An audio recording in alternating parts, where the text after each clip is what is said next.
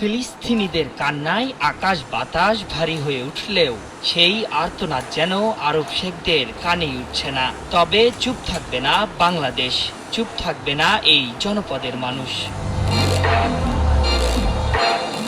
তারই প্রমাণ হয়তো দিলেন বাংলাদেশের জনগণ।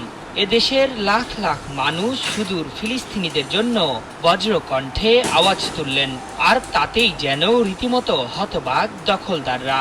সেই সাথে টনক নড়েছে দেশটির প্রথম সারির গণমাধ্যমের।